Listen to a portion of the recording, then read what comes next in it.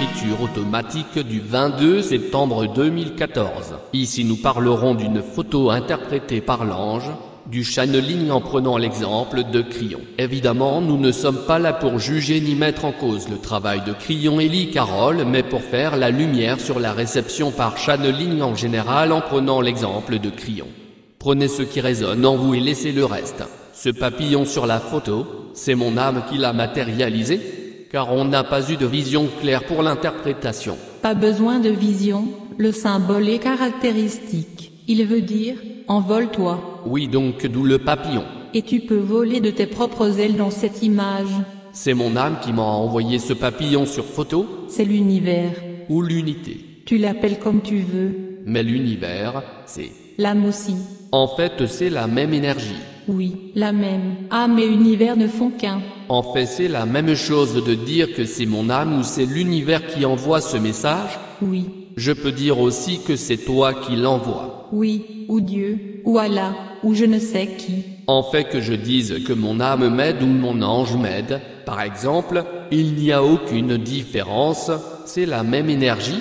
Seul l'humain veut et voit des différences. Oui, il catalogue les références.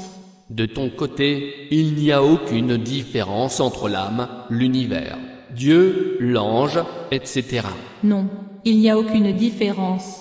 Bon ben c'est pas la peine que je demande si c'est mon âme qui envoie un message ou pas. Mais comme la dernière fois que je t'ai demandé pour le cœur et tu as dit que c'était mon âme, cela m'a apporté une confusion. Parce qu'il faut bien que j'identifie, et que je donne un nom. Tu aurais donc pu dire aussi que c'était l'univers, la dernière fois, au lieu de mon âme. Exact, j'ai dit ce qu'il te parlait le plus. Donc l'âme de tous les gens est élevée. Oui, après tout dépend quel degré a leur mental. Oui, mais leur âme est pure. Et c'est comme cela pour tout le monde. Oui. Donc quand ils la ressentent, ils ressentent l'énergie divine. Oui.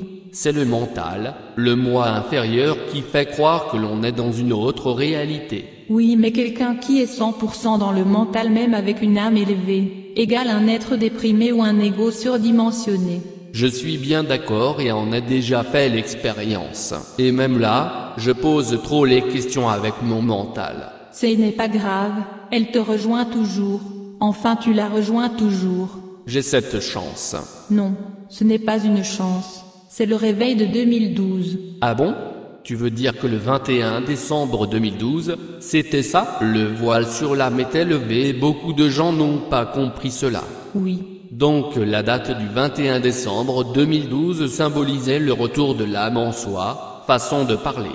Oui. Alors que par exemple au 19e siècle on ne pouvait pas ressentir son âme, sauf si on était déjà élevé. Cela ne se traduisait pas comme cela. Autre sujet, le livre Les 12 couches de l'ADN de Crillon que je lis en ce moment, tu vois ce qu'est ce livre? Oui. C'est bien l'entité Crillon qui le donne par channeling. Il se fait appeler comme cela. Le message qu'il diffuse dans son livre. Ce sont des messages reçus par des humains donc transformés. Crillon comme toute énergie envoie des messages qui arrivent modifiés. Par exemple, il me semble que Crillon dit que le nouvel ordre mondial n'est qu'affabulation. On peut appeler toute énergie négative par le nom que l'on veut. Il dit aussi que notre ADN n'a pas été modifié par les reptiliens. A-t-il été modifié? Non. Donc, il dit aussi qu'il n'y a pas de nouvel ordre mondial, il y en a pourtant bien un. Oui. Pourquoi dit-il le contraire? Alors comment il justifie l'état de la Terre? Peut-être aussi que certaines infos sont mal interprétées par Lee Carroll, son canal? Et, à ton avis, quelle est la religion de l'auteur?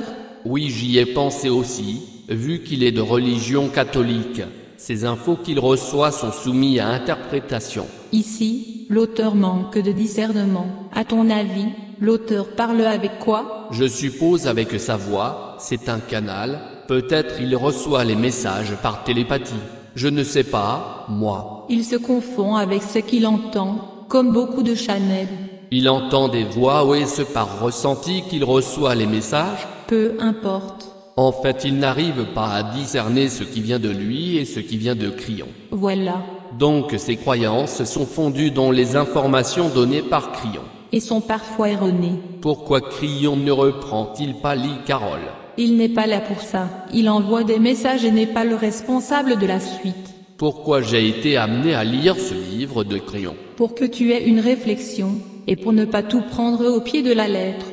Oui, surtout quand on note certaines contradictions. Signe d'heure avec le mental du canal à son insu. Comme beaucoup, en fait. Comme tous, mais c'est dur de faire autrement. C'est comme si le canal se trouvait entre deux dimensions.